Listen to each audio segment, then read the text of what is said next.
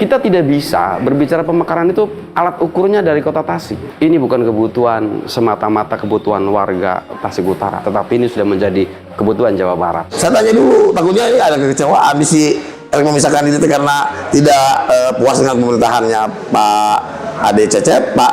Apa gimana nih Pak? Atau Ngapain kita bentuk presidium? Ngapain kita harus nunggu aja nanti pusat mendesainnya kayak gimana gitu loh? Kalau mau kita tempatkan ini dalam perspektif kepentingan pusat, toh karena uangnya juga nanti dari pusat kok. ya. Mendagri kok yang bilang gagal kok. Bagian besar artinya gini, termasuk Kabupaten Tasik gitu deh.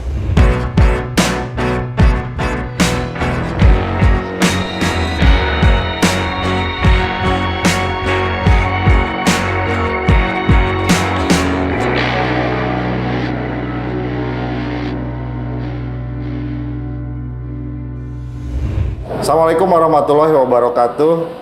Baraya Priangan kembali lagi di Perspektif. Belum juga selesai kita membahas isu DOB Tasikmalaya Selatan. Sekarang muncul keinginan dari sebagian masyarakat untuk membentuk daerah otonomi baru Tasikmalaya Utara. Seberapa besar urgensi pembentukan DOB Tasikmalaya Utara ini, kita akan membahasnya. Telah hadir bersama kita Pak Haji Demi Hamzah, Ketua Komisi 1 DPRD Kabupaten Tasikmalaya. Ada Pak Ato. Pak Ato ini Ketua Presidium Tasikmalaya Utara. Dan telah hadir bersama kita Pak Dr. Basuki Rahmat, akademisi dari STIA Tasikmalaya. Saya ingin bertanya dulu nih ke Mas Ato. Apa sih yang melatar belakangi, lalu sejauh mana urgensi dari daerah otonomi baru Tasik Utara itu? Ya, jadi kalau kita berbicara daerah otonomi baru, maka perspektifnya bahwa bacaan kita itu tidak hanya berbicara hanya Tasikmalaya, tapi kita mesti berbicara kebutuhan Jawa Barat. Kemudian dari mana parameternya? Parameternya kita lihat Jawa Tengah, Jawa Timur. Gitu. Di Jawa Timur jumlah penduduknya hanya 36. Tapi kita lihat, maaf koreksi kalau saya salah, APBD Jawa Timur itu lebih besar daripada Jawa Barat.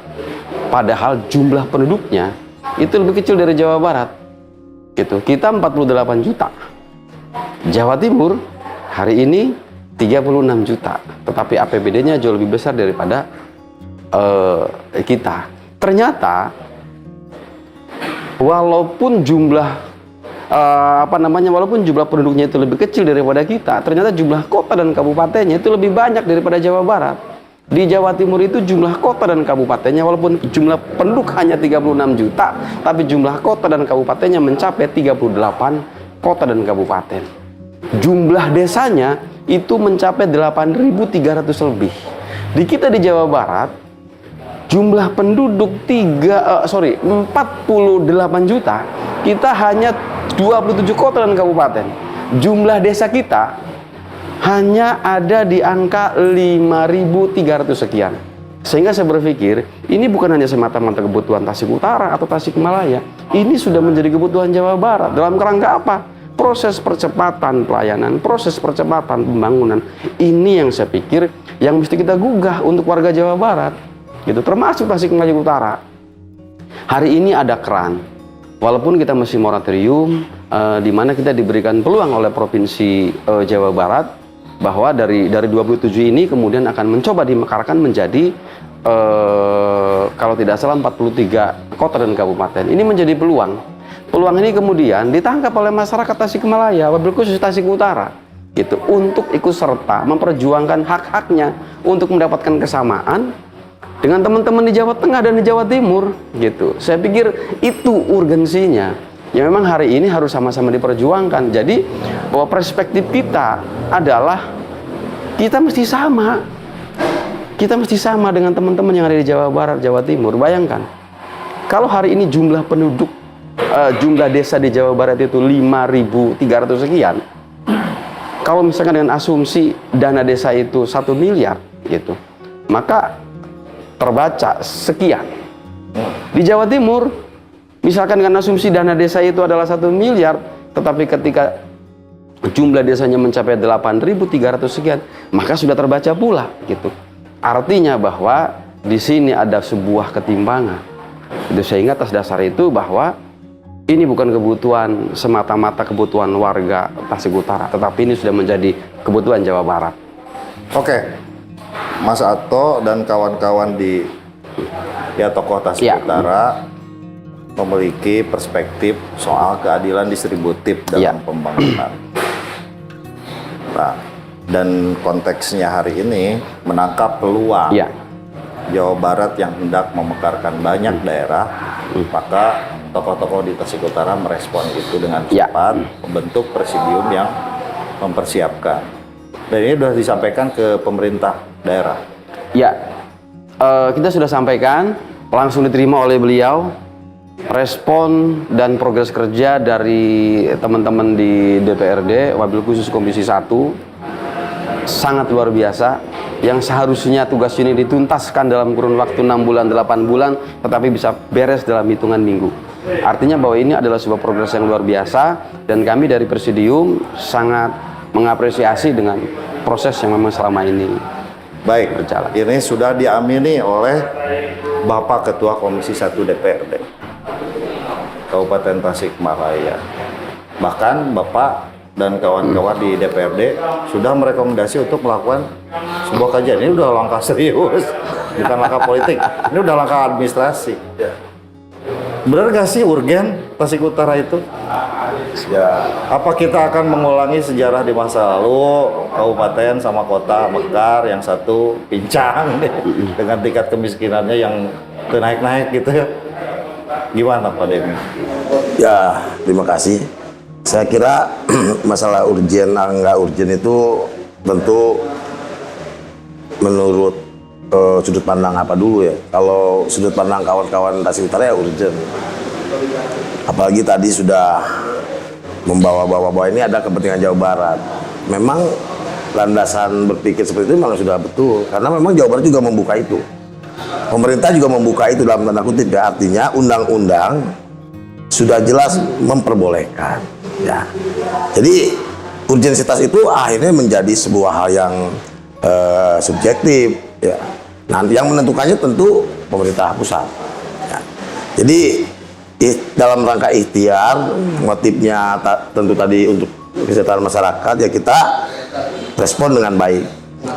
Sebagai salah satu lembaga aspirasi masyarakat, ya kita wajib dong merespon itu. Kebetulan kami di Komisi 1 juga berpengalaman menangani pemekaran terutama Tasik Selatan. Nah, jangan sampai Tasik Utara ini juga menjadi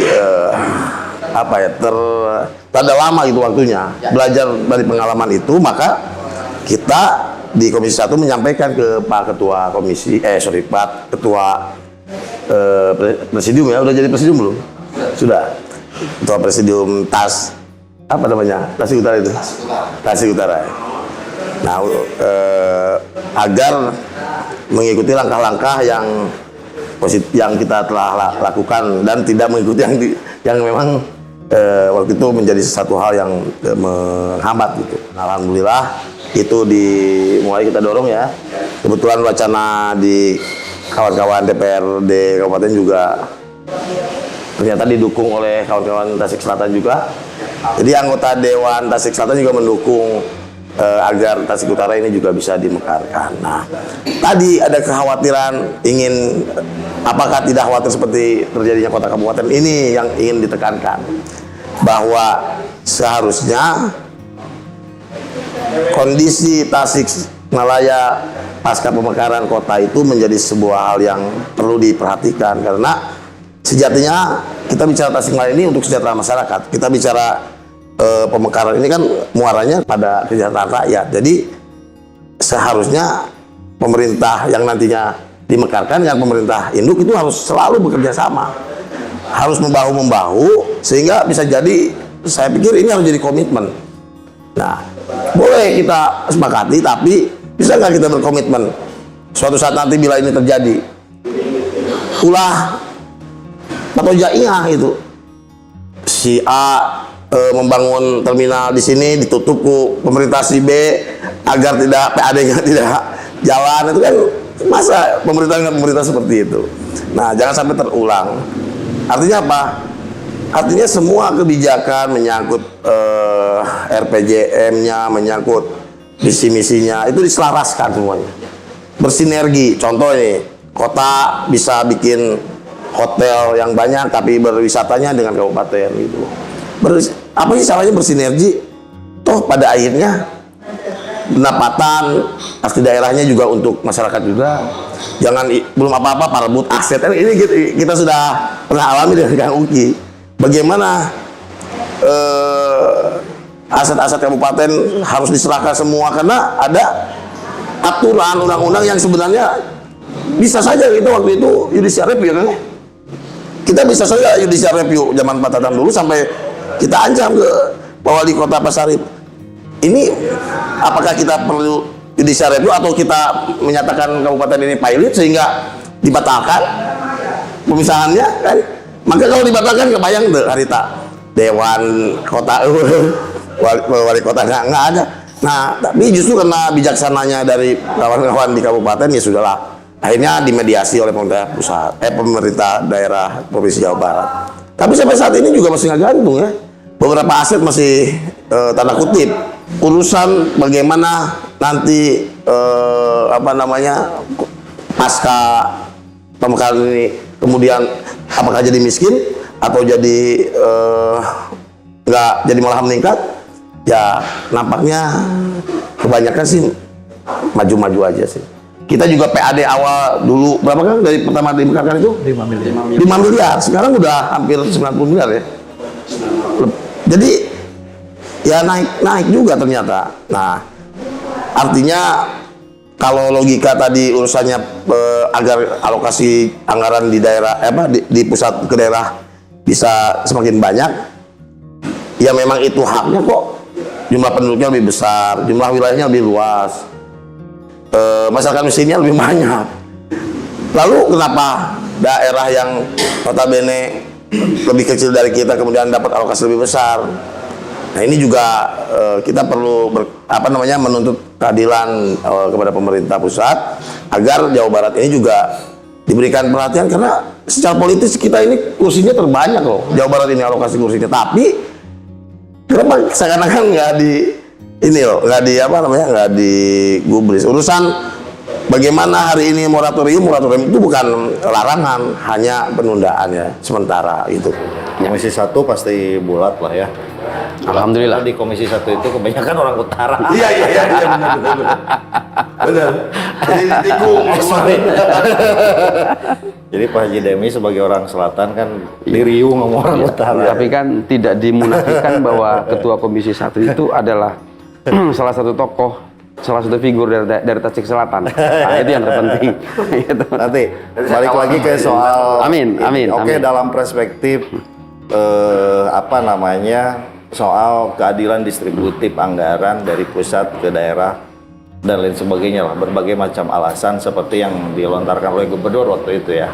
Kira-kira seperti itu. Nah, Kak Uki sendiri sebagai akademisi nih, melihat urgen nggak sih? Penting atau kalau cek bodak kayak nama worth it nggak sih?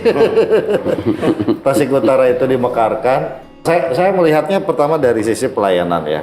Akses terhadap pelayanan ya masih terjangkau dalam tanda kutip standar lah ya. Ke rumah sakit ke Singaparna sekarang jarak tempuh sejam. Akses terhadap pemerintahan juga nggak jauh-jauh amat gitu ya. Karena kalau dari sisi penduduk dihitung ya masih kurang lah dari 700.000 kan gitu ya. Kalau dihitung itu gimana kamu? Ya begini, jadi supaya ini tidak menjadi isu yang liar gitu ya. Nah terkait dengan pemekaran itu kan perspektifnya harus ditempatkan dalam perspektif pelayanan publik, gitu. Perspektif pembangunan, gitu ya, peningkatan kesejahteraan, gitu ya, dan lain-lain, gitu ya. Nah, saya kira jelaslah positioningnya, gitu ya. Nah, sehingga kalau kita berbicara soal pemekaran wilayah, konteksnya harus itu. gitu. Apakah misalnya pemekaran daerah ini akan mampu meningkatkan layanan, meningkatkan kesejahteraan, gitu ya, aksesibilitas, gitu ya. Nah, yang paling mudah diukur yaitu adalah terkait dengan harus mampu meningkatkan IPM, Indeks Pembangunan Manusia. Nah, saya kira itu yang harus menjadi wacana perdebatan terkait dengan pemekaran itu. Nah, saya sendiri punya pandangan yang sedikit berbeda. Jadi kalau tadi terkait dengan soal fiskal, keseimbangan fiskal katakanlah begitu, karena Jawa Barat dengan penduduk banyak tetapi kemampuan fiskalnya tidak lebih baik dari provinsi lain gitu, Jawa Tengah, Jawa Timur misalnya. Fakta memang seperti itu. Tapi kalau kita melihat misalnya, kalau tadi katakanlah Jawa Tengah, Jawa Timur itu kemampuan fiskalnya lebih baik. Tapi apakah IPM-nya lebih baik dari Jawa Barat?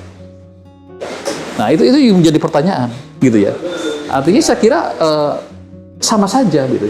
Nah, jika dengan demikian maka berarti kemampuan fiskal itu hari ini belum mampu mendorong, gitu, suatu daerah itu untuk maju lebih cepat, masyarakatnya lebih sejahtera, gitu loh. Nah, jadi problemnya di situ, gitu ya. Katakanlah biasanya kalau kita sederhanakan, uang banyak itu belum menjamin, gitu ya. Tadi IPM meningkat. Nah, jadi persoalan pokok kita itu adalah bagaimana soal mengefektifkan anggaran-anggaran yang ada, gitu ya. Nah, jadi kalau kita misalnya mau kaji APBD, gitu ya, APBD Kementas, sudahkah APBD kita misalnya betul-betul efektif, kemudian langsung menohok pada tadi soal meningkatkan IPM, soal meningkatkan pelayanan dan lain sebagainya. Nah, jadi dengan demikian saya melihat pemekaran daerah itu hari ini belum jadi alternatif untuk pelayanan, gitu ya. Sebab kita masih bisa meningkatkan pelayanan dengan cara tadi, bagaimana mengefisienkan penyelenggaraan anggaran, bagaimana mengefektifkan program-program kegiatan. Saya kira itu jauh lebih penting hari ini, gitu ya. Dan kalaupun misalnya pemekaran itu menjadi opsi, itu menjadi opsi terakhir menurut saya, gitu. Setelah upaya-upaya yang kita lakukan tadi terkait dengan efektivitas pemerintahan, itu sudah kita lakukan, gitu ya. Nah, jadi kalau saya sih jelas bahwa pemekaran ini sekarang itu belum terlalu urgen untuk Kabupaten Tasikmalaya paling tidak, atau Jawa Barat pada umumnya, gitu ya. Mengapa gitu ya? Gitu. Karena kita belum mengoptimalkan, gitu ya, yang kita punya hari ini, gitu ya. Apalagi kita melihat kasus misalnya Kabupaten Tasik dan Kota Tasik. Sudah lebih dari 20 tahun kita memekarkan Kota Tasik, gitu ya. Nah, apa yang terjadi? Misalnya apakah IPM Kota Tasik dan IPM Kabupaten Tasik itu melonjak, gitu ya, dengan adanya pemekaran ini? Apakah misalnya tadi dari sisi aksesibilitas itu juga lebih baik, gitu ya? Kalaupun misalnya ada peningkatan, kalau kita tadi katakanlah misalnya salah satu indikator penyelenggaraan otonomi daerah itu adalah peningkatan pendapatan asli daerah. Memang dulu ketika awal pemekaran PAD Kabupaten Tasikmalaya itu hanya 5 miliar. Hari ini katakanlah tadi sudah 156 miliar misalnya, gitu ya. Kalau realnya kan kurang dari itu, ya, realnya kurang dari itu. Tapi itu kan dalam waktu berapa tahun itu? Lebih dari 20 tahun. Inflasi saja udah berapa ini, gitu ya. Nah, itu juga menjadi pemikiran. Sehingga dengan demikian maka 20 tahun. Menurut saya hari ini, gitu ya, sebelum kita berbicara ke sana, gitu ya, mari kita berbicara soal tata kelola pemerintahan yang selama ini kita lakukan. Sudahkah optimal? Sudahkah maksimal? Sudahkah efektif? Sudahkah efisien? Baik, ini pandangannya menarik. Kata kau, nggak urge. Ya. Dari sisi masyarakat sendiri, ya, urgensi, kesiapan dan lain sebagainya, ketika misalkan jadi daerah otonomi baru itu, gimana? Mas Ati? Ya, sebetulnya kan begini, itu juga dari mana kita melihat dari sudut pandang, gitu. Tetapi fakta hari ini di Jawa Barat nih, fakta hari ini, misalkan kita geser ke Majalengka, maka di situ berbicara pemekaran. Kita geser ke Kuningan, di situ berbicara pemekaran. Kita geser ke Indramayu, maka di situ sudah mulai berbicara pemekaran. Bahkan bukan hanya semata-mata kabupaten, sudah berbicara pemekaran provinsi Cirebon misalkan. Gitu. Jadi artinya bahwa ketika peluang ini tidak ditangkap oleh Tasik, maka sampai kapanpun proses politik kita akan tertinggal dengan daerah-daerah yang lain. Sehingga ini butuh juga sebuah kesadaran bahwa ini penting sebagai bentuk upaya alternatif selain upaya-upaya yang tadi, pengoptimalan bagaimana manajerial gitu. Bagaimana mengoptimalisasikan APBD segala macam gitu. Itu juga perlu, tetapi langkah ini pun perlu. Gitu, seperti halnya katakanlah ngapain kita berbicara DOB, toh masih ditutup, gitu, belum ada moratorium, gitu. Persoalannya betul hari ini ditutup, tapi hari ini kurang lebih 233 kota dan kabupaten sudah ngantri itu di sana. Artinya bahwa ini menjadi sebuah pembelajaran, kita tidak boleh tertinggal kembali, gitu. Itu yang pertama. Kemudian yang kedua, kita tidak bisa berbicara pemekaran itu alat ukurnya dari kota Tasik, gitu. Kalau saya boleh berkomentar, kita sudah salah di dalam memekarkan. Tapi kita belajar dari Ciamis, gitu. Bagaimana Ciamis hari ini, bagaimana Banjar hari ini, bagaimana kemudian hari ini Pangandaran. Nah itu yang mesti kita tiru, gitu. Yang tadi disampaikan bahwa kami diuntungkan dari proses kelambatan teman-teman di Tasik Selatan, kemudian ditularkan oleh teman-teman Komisi 1. Ini loh Tasik Utara, sehingga kami bisa lebih cepat, gitu. Nah, hari ini pun saya pikir parameter kegagalan kita tentang pemekaran Kabupaten Tasikmalaya dengan kota tidak lantas kita menjadi bahwa ini menjadi sebuah persoalan tata kelola yang memang dari awal kita sudah salah kok, gitu. Kita nggak bisa niru dengan yang lain.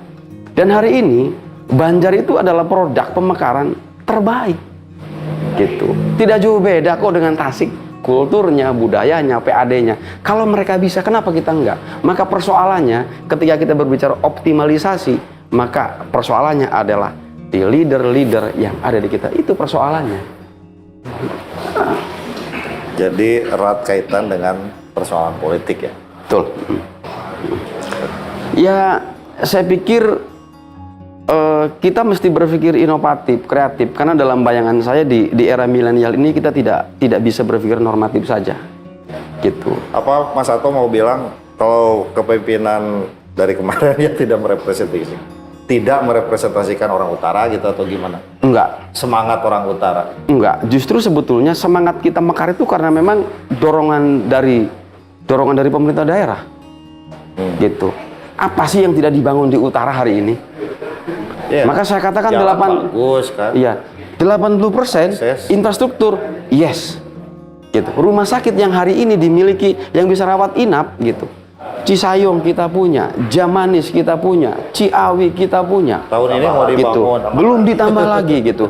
Kemudian ini menjadi penguat, gitu. Ini menjadi penguat. Kenapa teman-teman Tasik? Jadi itu bukti kesiapan. Bukti kesiapan, gitu. Gitu. Bukti kesiapan. Tidak, gitu. Jadi artinya bahwa pemekaran pusat pemerintahan ada, gitu. Ada. Misalkan hari ini apa sih yang tidak dibangun di Tasik Utara? Gitu. Hari ini nih. Gitu. Apa yang tidak dibangun di Tasik Utara? Bahkan kalau saya berpikir dibanding teman-teman Tasik Selatan, pembangunan itu lebih pesat di Tasik Utara. Kita punya gedung budaya, nilainya sampai 16 miliar.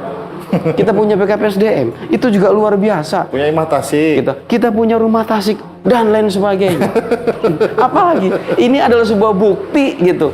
Muncul ngomong mah gitu. Utara itu lebih siap gitu maksudnya. Iya, muncul ngomong masuk peribahasana Pak Bupati teh ku urang geus dibere modal, pek Tasik mana gitu kira-kira bahasa. Gitu. Oke, ini menarik. Saya tanda kutip. Jangan-jangan pandemi terlibat. Ini didorong oleh pemerintah gimana? Iya, memang saya terlibat dan saya senang gitu melibatkan diri dalam proses ini. Mungkin sedikit berbeda dengan Kang Uki ya. Tinggal bagaimana Will tadi tetap kumaha pemimpinnya. Pertama kali Kang Ato dan kawan-kawan ke kami, yang saya tanyakan gini. Ini dalam rangka kekecewaan terhadap pemerintah daerah atau bukan? Dulu Pak.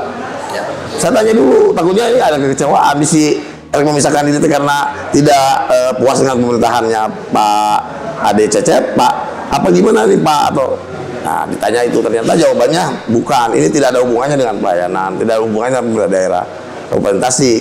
Ini hanya memanfaatkan kesempatan yang ada, peluang yang ada, dan kita juga ingin maju juga dan membantu. Katanya membantu kumaha itu ya, membantu agar beban pemerintah Kabupaten Tasik tidak banyak. Ya kalau seperti itu ya memang kehendak masyarakat, ya masa kita harus tolak. Dan saya senang untuk ya, saya bilang gini, kalau begitu saya siap mengawal sampai ke gedung sate Pak Ato untuk bisa mudah-mudahan nanti saya bisa mengawal itu di sana gitu. Amin. Jadi ya kan. Jadi makanya saya dengan suka hati, dengan ikhlas menceburkan diri, melibatkan diri. Ini bagian dari saya mau berjuang bersama-sama dengan kawan-kawan di utara seperti kita memperjuangkan kemarin di Tasela begitu. Artinya membuat orang lain bahagia kan ibadah juga gitu bagi kita ya kan. Oke, itu faktanya. Gimana? Ya, jadi menurut saya itu justru makanya logikanya jangan dibolak-balik begitu ya. Tadi sepakat bahwa otonomi kita itu sebenarnya otonomi ya apa istilahnya, otonomi terpimpin lah kata ya, gitu ya, atau apa ya, atau otonomi setengah hati gitu. Istilahnya aja. Otonomi terpimpin asal zaman now ya. Saya sepakat itu gitu ya. Artinya secara konseptual itu bisa dibenarkan. Artinya ada faktanya untuk itu. Makanya kemudian undang-undang itu mengatur tentang pemekaran daerah itu kan nanti akan dibikin desain otonomi daerah, pemekaran wilayah kan gitu. Dan itu akan nanti diwujudkan dalam peraturan pemerintah yang sampai hari ini gitu ya, belum selesai. Katakanlah begitu, belum selesai. Jadi nanti pemekaran daerah itu akan dilihat dalam perspektif kepentingan pemerintah pusat. Ambil contoh misalnya Papua. Hari ini lancar saja, kemarin bikin 3 provinsi karena pusat memandang. Nah, bentar dulu ya. Nah, jadi dengan demikian maka ngapain kita bentuk presidium? Ngapain kita harus nunggu aja nanti pusat mendesainnya kayak gimana gitu loh? Kalau mau kita tempatkan ini dalam perspektif kepentingan pusat, toh karena uangnya juga nanti dari pusat toh. Ya. Ya karena hari ini setiap pemekaran atau penggabungan daerah itu Ya. adalah Nah, sehingga menjadi apa ya tadi, kerja-kerja kita ini ya harus efektif menurut saya gitu ya. Menurut saya tidak anti pemekaran, tapi mari kita tunggu dulu sampai ada desain pemekaran yang dirancang oleh pemerintah pusat. Karena tadi konsep penyelenggaraan pemerintah daerah di kita itu gitu ya. Kalau kita kembali kepada konstitusi gitu ya. Kita itu negara kesatuan gitu ya. Jadi keberadaan pemerintah daerah itu sesungguhnya diarahkan untuk memperkuat persatuan gitu loh. Nah, sehingga pusatlah yang membuat desain itu. Jadi kita belajar dari kebablasan otonomi di awal, Pak Ato. Maka kemudian bermunculanlah daerah-daerah pemekaran baru. Tanpa ya akhirnya kemudian ini Kementerian Dalam Negeri sendiri yang mengatakan sebagian daerah pemekaran itu gagal. Mendagri kok yang bilang seperti itu gitu ya. Nah, sehingga itulah yang mungkin kita tadi saya bikin isu kita jangan liar gitu ya. Mari kita tempatkan dalam ini. Nah, sehingga jangan sampai menguras energi maksud saya. Gitu. Hari ini sambil kita nunggu pemerintah pusat bikin desain pemekaran wilayah, pemekaran daerah, mari kita efektifkan pemerintahan yang ada. Karena saya kira dengan pengefektifan ini pun akan berdampak banyak pada tadi soal pelayanan, soal IPM dan lain sebagainya.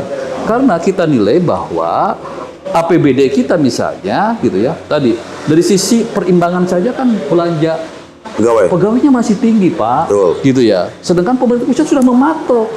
Paling tidak 50-50. Ternyata masih nggak bisa itu juga. Kerja berat juga. Kenapa itu kita tidak dorong maksud saya gitu ya. Nah, jadi capek lah buat apa bikin presidium nanti kalau pusat desainnya tidak begitu juga ngapain juga kan gitu ya. Nah, kecuali kalau ada hal-hal lain di luar itu saya tidak tahu kan gitu ya. maksudnya apa? Ntar dulu, maksudnya apa? Hal lain apa? Ya itu mereka ini yang tahu gitu. Oh, Mas Ato dan Pak Demi yang tahu. Apa? Nanti kita kasih tahu lah. Jadi gini. Maksudnya gini, saya kira hal lain itu tentu nanti akan indah pada waktunya. Ya. Tapi pada prinsipnya begini, Kang Uki betul apa yang disampaikan Kang Uki yang mana bahwa terus orang bebenah heula di kita jangan sampai juga habis energi kawan-kawan. Menurut saya sih nggak. Ini juga sebenarnya tidak mengganggu niatnya pemerintah daerah hari ini untuk Mengganggu loh. Untuk kajian aja kan bikin anggaran. Iya kan? itu juga reongan. Gotong royong. Gotong royong dari masyarakat. Nah, jadi begini apa namanya? Urusan pemekaran hari ini betul desainnya pemerintah pusat. Dan karena itu juga hari ini kita sedang membantu pemerintah pusat membuat desain itu. Karena mereka yang minta kok. Bagi daerah-daerah yang bisa memekarkan diri, kan kalau dulu itu undang-undang 32 itu ini apa? Bottom up. Ya kan? Nah, sekarang semangatnya undang-undang 23 jadi top down. Artinya itu pusat yang menentukan. Itu sadar kok, kawan-kawan Tasik Utara sadar. Nah, tapi persyaratan administratif hal-hal terkait dengan tahapan, dengan apa namanya itu ada aturannya dan diatur. Artinya dokumen-dokumen yang diperlukan, iya betul, jumlah luas penduduk, jumlah penduduk, luas wilayah dan lain hal sebagainya terkait dengan itu administratif harus ditemukan. Nah, untuk itu kita tidak bisa mengandalkan pusat tiba-tiba ujung itu langit datang, nggak mungkin. Nah, Papua, Pak. beda. Papua itu makanya itu kan perspektif pusat. Nah, artinya kalau gini kan, itu kalau bicara will karena memang pusat yang presiden yang berkehendak, Ya. bisa tanpa harus begitu. Maksud saya begitu. Contoh will itu apa? Willnya tadi Garut Utara. Kita nggak tahu Garut Utara kapan isunya. Tiba-tiba diketok ayah. Nah, itu asa-asa kejalanan kan gitu. Nah, ya Garut Utara irahat atau ngajak-ngajak gitu. Nah, ini kan persoalan-persoalan ini jangan sampai juga peluang-peluang kawan-kawan atau masyarakat yang memang ternyata kita ini lebih berpeluang pada yang lain karena persoalan orang lah cek Pak Umah tahun teh Cileureun Kuuleun behageuna. Ya. Jadi jangan begitu. Kalau mau saya sih kalau Cileureun Kuuleun behageuna. kalau sebatas wacana sih nggak masalah gitu. Jadi ini kan wacana yang berkembang di masyarakat tentang itu. Saya kira Dia serius kan nggak wacana ini? Serius kan? ya artinya maksud saya wacana itu adalah pemikiran yang muncul gitu ya. Pemikiran yang pasti serius lah pemikiran itu. Maksud saya gitu ya. Wacana yang sudah Tapi matang. artinya kalau kita berbicara tadi soal pelayanan, soal ini kan saya kan tadi minta bukti gitu ya. Mendagri kok yang bilang gagal kok. Bagian besar artinya gini, termasuk Kabupaten Tasik gitu deh. Nah, makanya gitu ya. Kalau konteksnya tadi dalam rangka apa mensinergikan dengan apa yang sedang pemerintah pusat bikin tentang desain, not problem gitu ya. Tapi kalau dikaitkan dengan tadi efektivitas pemerintahan dan lain sebagainya, saya kira tadi itu suatu hal yang berbeda gitu ya. Mari kita fokus di soal itu. Bahkan tadi kalau kita misal tarik ke soal anggaran, taruhlah misalnya besok lusa kita berdiri Kabupaten baru datang anggaran DAU, siapa yang menikmati? Pegawai, karena belanja kita kan masih itu. Berapa nanti dari DAU, dana transfer yang kita terima hari ini berapa yang digunakan untuk belanja modal? Yang nyata-nyata akan dirasakan langsung oleh masyarakat. Bahkan kalau konteksnya itu Pak Ato gitu ya, saya lebih senang kalau misalnya tuntut pemekaran desa. Karena apa? Desa akan dapat dana transfer langsung di pusat dalam bentuk dana desa, dan coba lihat komposisi dana desa sekarang. Kebanyakan belanja modal. Dirasakan langsung oleh masyarakat. Dan itu sekarang kalaupun ada peningkatan nantinya, peningkatan IPM itu lebih banyak karena didorong oleh pembangunan desa hari ini. Nanti lah Pak. Ya itu kan lebih real kalau menurut saya. Kalau konteksnya tadi. Jadi kalau konteks membuat DOB untuk menarik dana, malah dananya habis nanti untuk penyelenggaraan pemerintah. Yang lebih real mah dana desa, menurut saya begitu ya. Oke, Baraya Priangan menarik sekali. Ada dua perspektif yang berbeda kali ini. Kang Basuki melihat ya pentingnya pemekaran desa daripada pemekaran Tasik Utara. Tapi teman-teman dari Presidium Tasik Utara dan Komisi 1 memandang bahwa ini adalah sebuah peluang untuk mensejahterakan masyarakat. Maka hari ini bukan hanya sekedar wacana, tapi teman-teman di DPRD dan di ini sedang melangkah. Ya cukup cepat sekali ya, tidak seperti Tasik Selatan yang butuh waktu belasan tahun. Berarti ini proses nanti sampai ke paripurna dan lain sebagainya mungkin ya. Kita akan ketemu lagi di perspektif episode berikutnya. Assalamualaikum warahmatullahi wabarakatuh.